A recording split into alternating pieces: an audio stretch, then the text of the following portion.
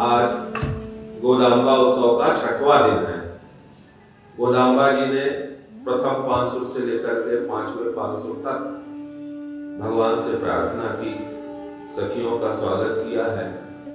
आज 6वीं गाथा से लेकर के 15वीं गाथा तक गोदाम्बा जी जो हमारे आलवार हैं, उन आलवारों को यथाक्रम से जगाएंगे। तो ये जो आलवार हैं, ये भगवान की नित्य सेवा में रहते हैं।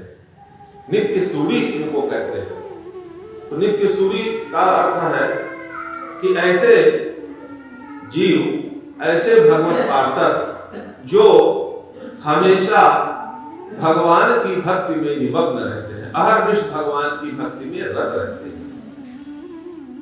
हम लोग रोज गुरु परंपरा का पाठ करते हैं, उसमें आता है भूतम सरष्ट महता वय भट्टनाथ श्री भक्ति सार कुलशेखर योगी वाहन भक्तां हृदयेण परकालयत इंद्र विश्रान श्रीमत् परांकुश मुनि प्रणतोष नित्यम। तो ये जो हमारे आलवार हैं, तो उन्हीं आलवारों में जो प्रथम आलवार हैं, जिनको हम लोग कहते हैं भूतम सरष्ट महता, जो सरोयोगी है।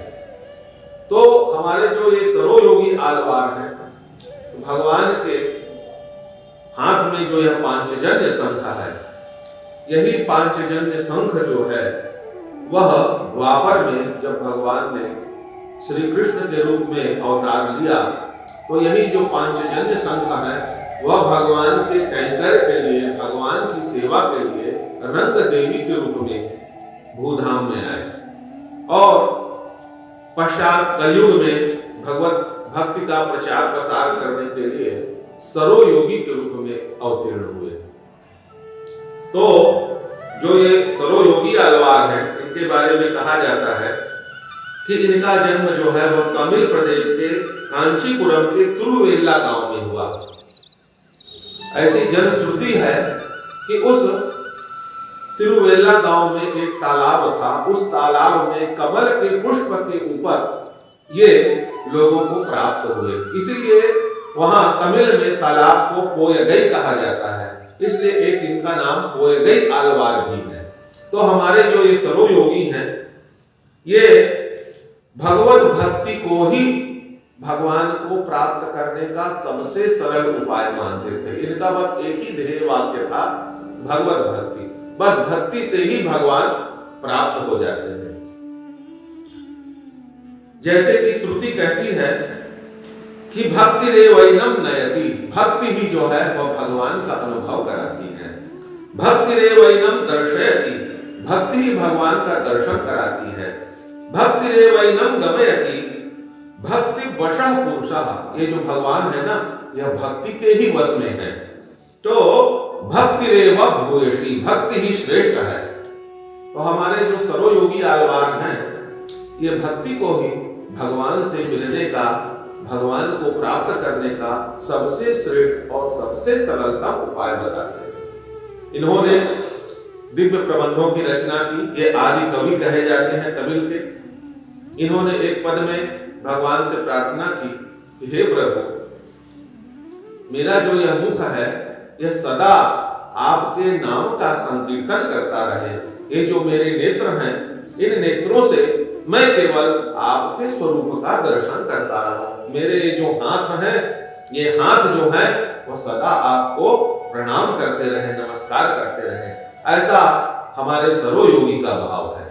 तो जैसा श्रीमद् भागवत के 11वें स्कंध में भागवत धर्म का निरूपण किया गया, तो उसमें भी यही आया है कि हम जो भी करें, कायेन वाचा मनसेन्द्रियैर्वा, कायेन वाचा मनसेन्द्रियैर्वा, काया से, मन से, इंद्रियों से, वाणी से जो भी है, करोति यत्यत् सकलम परस्मै, जो भी हम करें वह सब भगवान को समर्पित कर दे, यही भक्ति है। तो कायेन वाचा मनसेन्द्रियैर्वा बुद्ध्यात्मना वा सुकृतस्वभावा करोति यद्यत् सकलम परस्मै नारायणाय समर्पयेत। जो भी हम करें, काया से करें, मन से करें, बुद्धि से करें, वाणी से करें, जो भी हम कर्म करें वह सब भगवान श्रीमन नारायण को समर्पित कर दें, यही भागवत धर्म है। तो हमारे सरो योगी स्वामी जो है, आज उनको गोदाम्बा जी ने अपनी सखी के रूप में उनको आज जगाया है। वो कह रही हैं कि हे सखी उठो, देखो कितनी देरी हो गई, उषा काल हो गया, वन में जो है वह पक्षी बोल रहे हैं, मंदिर के मध्य से शंख की ध्वनि सुनाई दे रही है। तो हे सखी उठो, जागो, अब देरी मत करो। जैसे जीव सोया हुआ है, उस जीव को संकेत से कह रही हैं। जैसे शब्द की 3 शक्तियां होती हैं, अभिधा, लक्षणा और व्यंजना।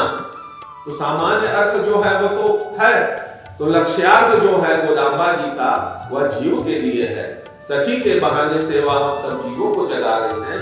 ये जो सब मोह की दिशा में आप जब सब सो रहे हैं, तो उठिए, जागिए, अब बहुत देरी हो गई है। और हे सखी देखो, मंदिर के मध्य से जो है यह शंख की ध्वनि सुनाई दे रही है। तो हे सखी, यह भगवान का जो यह नाम है, आज गोदाम्बा जी भगवान के पूतना उद्धार की कथा, शंकरासुर की कथा का स्मरण कर रही हैं कि जिस प्रकार पूतना ने भगवान को विष लगा करके स्तनपान कराया, तो भगवान ने सुधा इव अमृत के समान उसका पान किया और उसको धात्री के समान अर्थात माता के समान उसको गति जो है वह प्रदान की है। तो गोदाम्बा जी भगवान की पूतना उद्धार, शंकरासुर भंजन जो है उसकी कथा का स्मरण कर रही है और सखी से कह रहे हैं कि हे सखी, तुम बारंबार श्री हरि के नाम का उच्चारण करो, यही इस संसार सागर से पार जाने के लिए दृढ़ नौका है। तो आज के पांसुर का यही भाव है। बोलिए श्री गोदा